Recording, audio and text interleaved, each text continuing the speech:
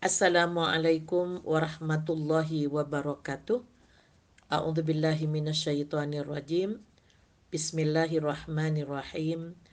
Alhamdulillahilladzi arsala rasulahu bil huda wa dinil haqqi liyudhhirahu 'alad dini kullih wa kafa billahi syahida.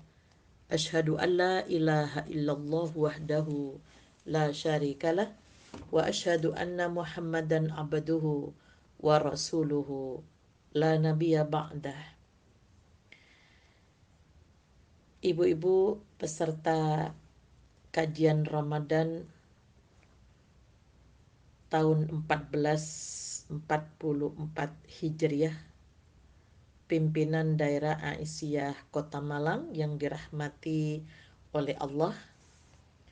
Puji syukur kita panjatkan kehadirat Allah yang telah memberikan kesempatan kepada kita untuk melaksanakan ibadah puasa di bulan Ramadan dengan harapan semoga kita mendapatkan nilai dari ibadah puasa Ramadan itu dan kita tidak menjadi orang yang rugi, di mana orang yang merugi adalah yang punya kesempatan hidup pada bulan Ramadan tetapi tidak terampuni dosa-dosanya.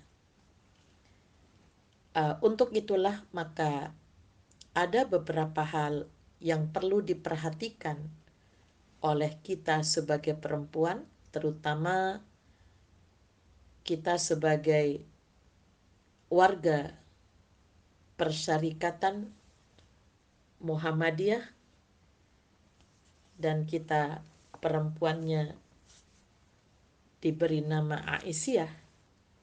Itu diharapkan bisa memperoleh puasa yang sebenarnya dan kita beribadah tidak hanya sekedar memperhatikan kuantitas, tapi bagaimana kualitas ibadah yang kita lakukan itu betul-betul bisa membentuk kepribadian menjadi kepribadian orang-orang yang bertakwa.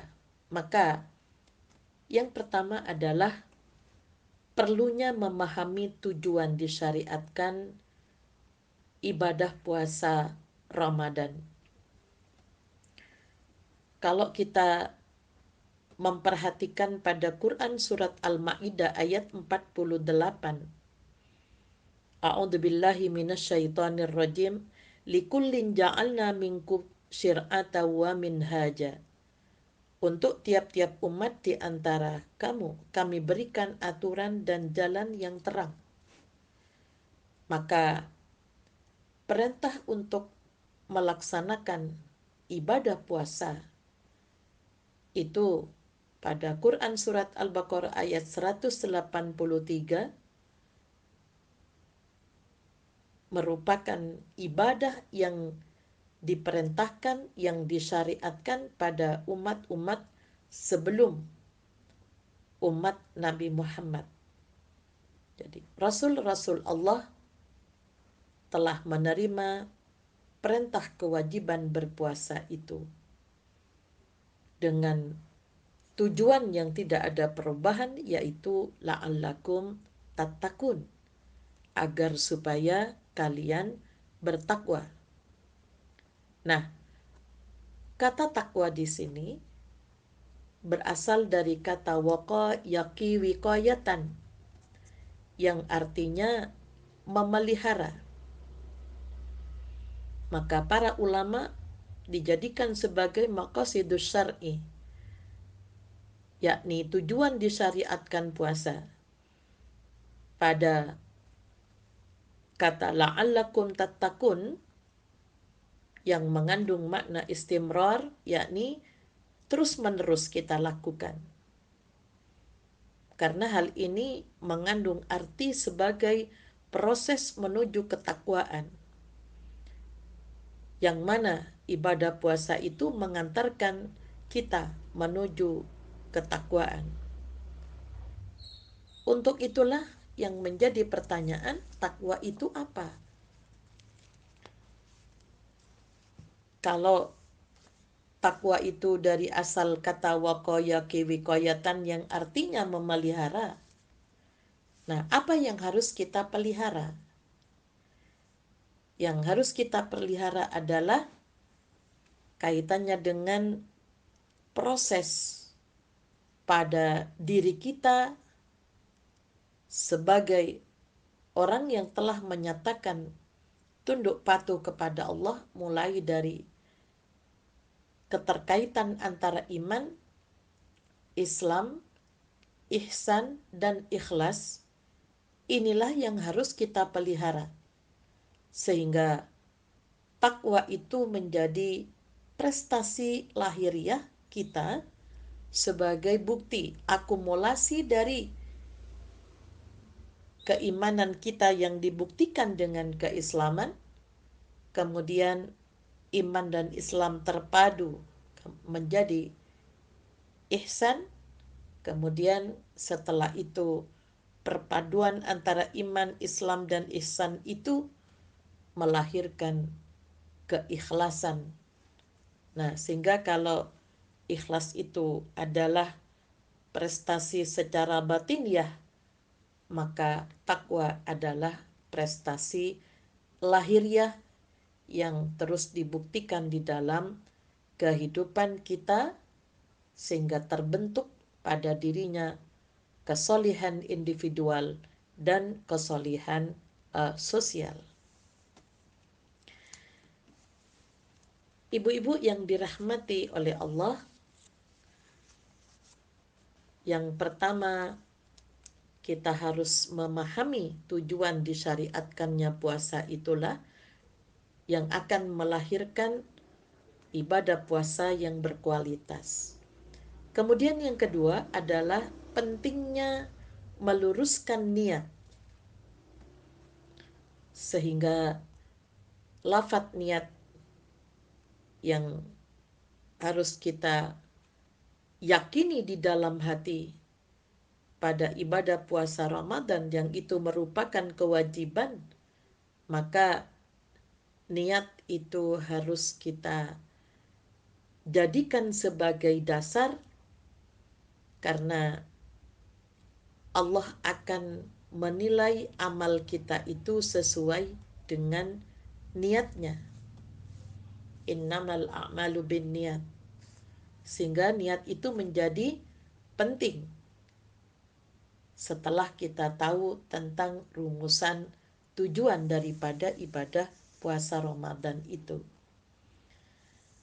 Kemudian yang ketiga, setelah tujuan dan perlu meluruskan niat kita, maka yang ketiga, agar supaya kita merasakan hasil dari ibadah puasa Ramadan yang berulang kali kita lakukan, yaitu ikut merasakan lapar dan dahaga yang dirasakan oleh kaum fakir dan miskin, sehingga nikmat sehat, jika pernah orang merasakan derita sakit, begitu pula susah deritanya lapar dan dahaga itu.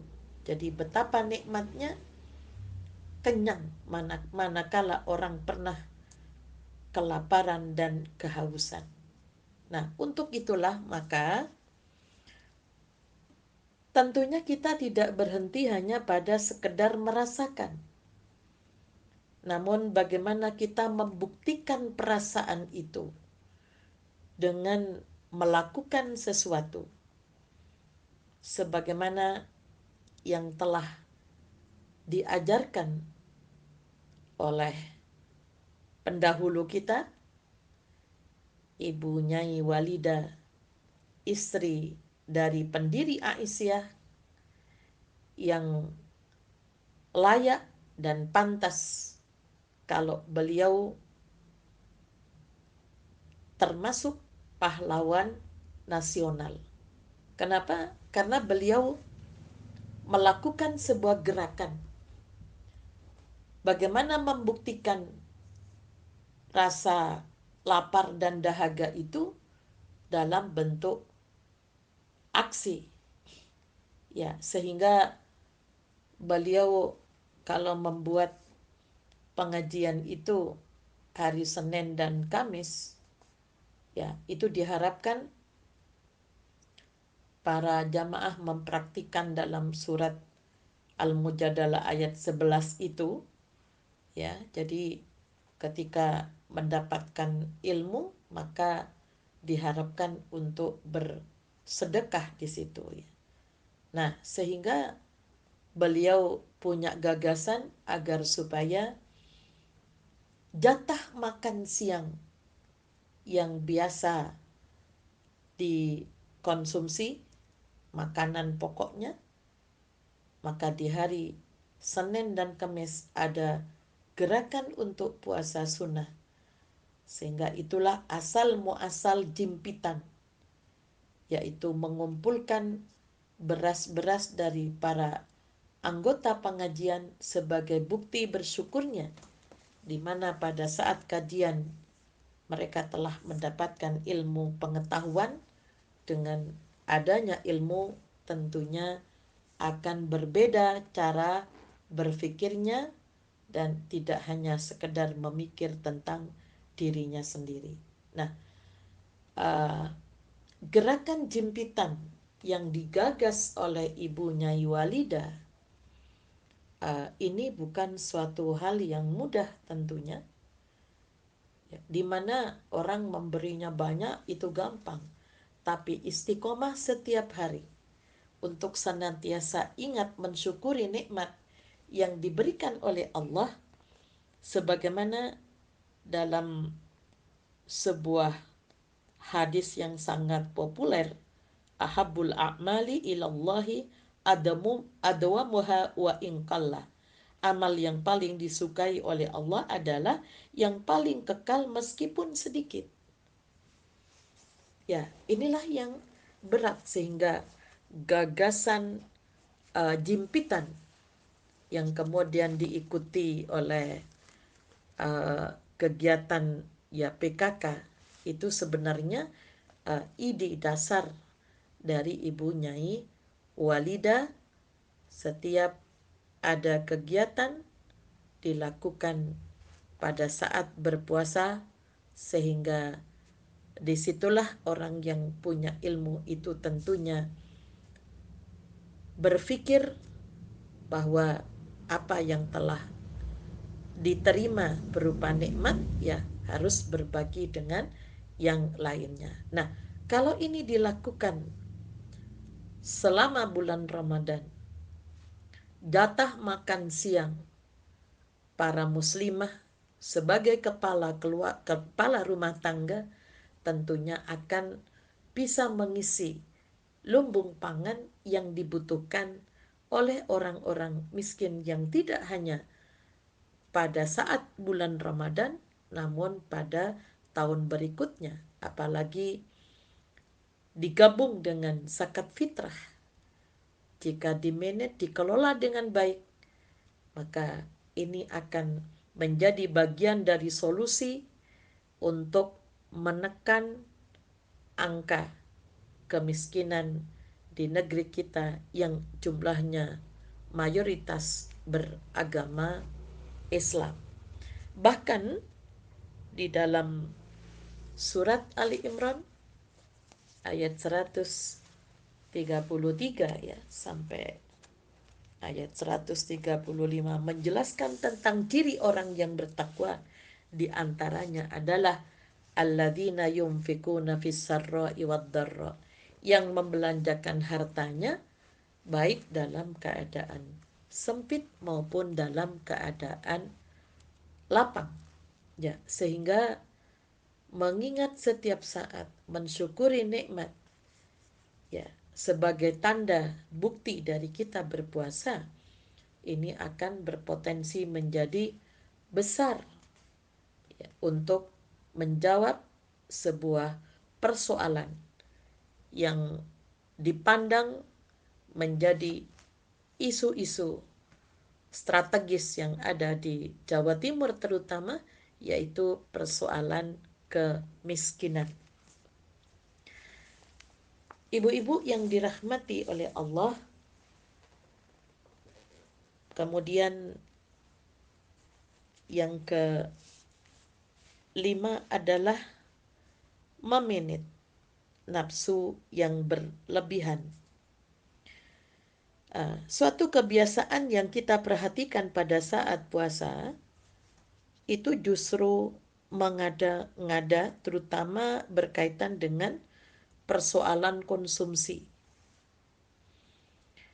Jadi memberi makan orang-orang miskin itu hanya diartikan makanan secara jasmani. Padahal manusia itu terdiri dari dua unsur. Ada jasmani, ada rohani. Di dalam surat An-Nahl Allah menjelaskan tentang yang dibutuhkan oleh jasmani, mulai dari protein hewaninya, kemudian nabatinya, kemudian juga suplemennya, dan madu itu menjadi kebutuhan untuk obat bagi jasmani manusia. Namun pada Quran surat Al-Isra dari ayat 78 sampai ayat 81 itu adalah makanan yang dibutuhkan oleh rohani. Ya, jadi kalau makannya 3 kali, kalau puasa 2 kali, maka rohani membutuhkan 5 kali. Kemudian ada suplemennya yaitu Qiyamul Lail. Pada ayat 79, wa minal laili fatahajjat bihi nafilatan laka asa ayyab'asaka rabbuka maqaman mahmuda. Kemudian setelah itu ya kita memohon kepada Allah supaya kita tetap bisa menegakkan kebenaran, karena dengan tegaknya kebenaran itu kebatilan akan hancur. Sedangkan obatnya rohani pada ayat 82 adalah wa nunazzilu minal Qur'an ma huwa shifaa'u wa rahmatul lil mu'minin. Jadi Allah menurunkan Al-Quran sebagai obat rohani.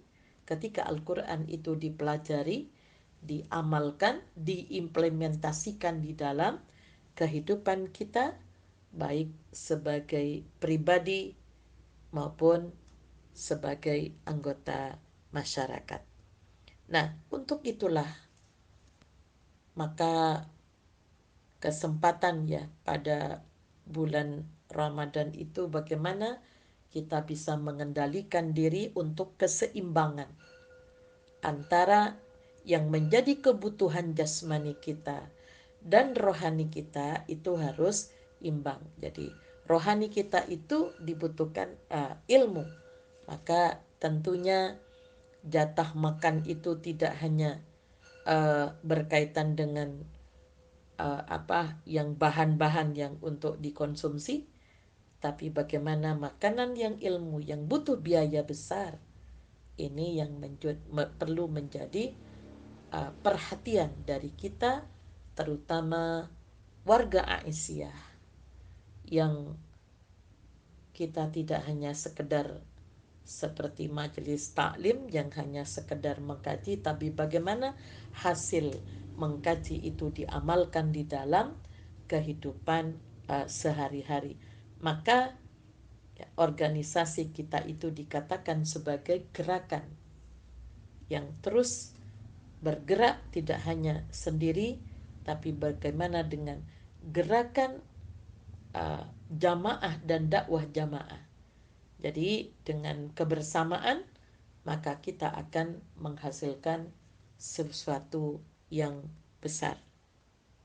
Nah, untuk itulah maka kita sebagai warga Aisyah bagaimana mengendalikan diri bahwa afdalus sadaqah fi Ramadan, seutama sedekah itu sedekah yang kita lakukan di bulan suci Ramadan, dalam artian bagaimana kita itu mengutamakan persoalan-persoalan yang dirasakan oleh saudara kita yang belum tercukupi kehidupan di dalam urusan kehidupan secara kebutuhan jasmaninya, ya, sehingga nanti ketika jasmaninya terpenuhi, maka ada tugas kedua, yaitu bagaimana makanan rohani, suplemen untuk rohani,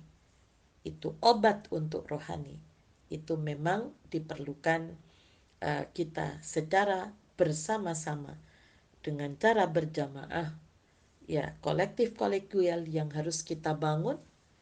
Maka insya Allah kita akan bisa sedikit memberikan sebuah solusi di dalam mengatasi persoalan-persoalan kemanusiaan.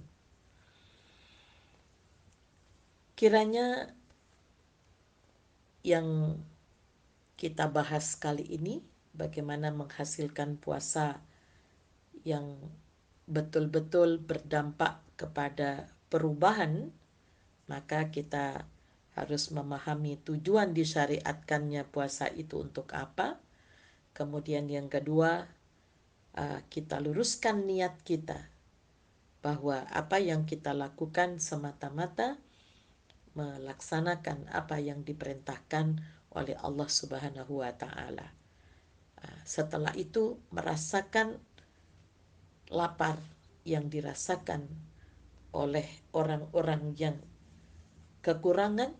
Setelah itu kita bergerak bagaimana untuk melakukan sesuatu agar supaya persediaan yang menjadi bahan yang harus dikonsumsi itu bisa terpenuhi 1 tahun sampai ketemu Ramadan yang akan datang.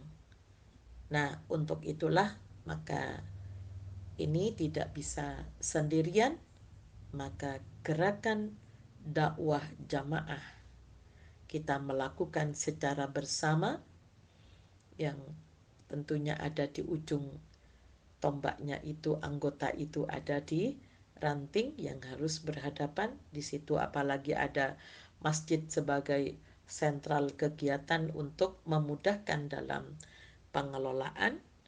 Nah, untuk itulah maka dari situ apa yang menjadi tujuan dan cita-cita di Aisyah, terwujudnya masyarakat Islam yang sebenar-benarnya, yaitu yang terpenuhi urusan rumah tangganya, yang tercipta suasana yang agamis.